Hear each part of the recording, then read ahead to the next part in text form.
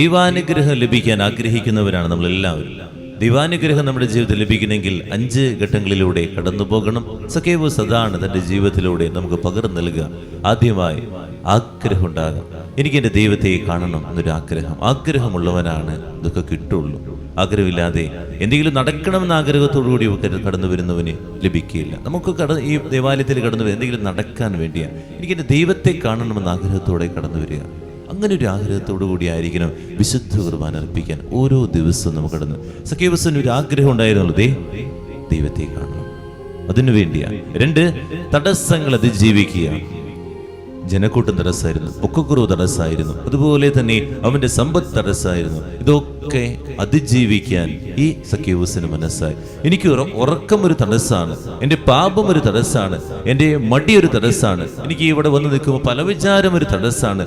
ഇതിനതിജീവിച്ചാലാണ് എനിക്ക് എൻ്റെ യേശുവിനെ കാണാൻ പറ്റുള്ളൂ.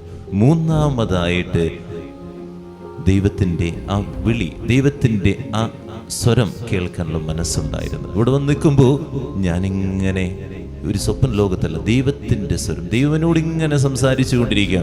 ഓരോ സമയത്തും ആ കുരിശിലേക്ക് ഇങ്ങനെ നോക്കി നിൽക്കണം. ദൈവനോട് ഇങ്ങനെ ഓരോ കാര്യങ്ങൾ എൻ്റെ ജീവിതത്തെക്കുറിച്ച് കേട്ടപ്പോൾ അവൻ ഇറങ്ങി വരാൻ ഒരു മനസ്സുണ്ടായി എന്നുള്ളതാണ്. ആ മരത്തിൻ്റെ മുകളിൽ നിന്ന് സക്കേവൂസ് താഴത്തേക്ക് ഇങ്ങനെ ഇറങ്ങി വന്നു.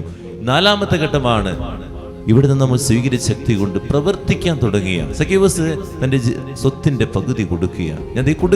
ഞാൻ പറ്റിച്ചതും അതുപോലെ തന്നെ എൻ്റെ ജീവിതത്തിലുള്ളതെല്ലാം ഞാൻ സഹോദരങ്ങൾക്ക് ഭാഗിച്ചു കൊടുക്കുക എന്നൊരു ഘട്ടം ഉണ്ടായിരുന്നു. ഇങ്ങനെ പ്രവർത്തിക്കാനുള്ള മനസ്സ്.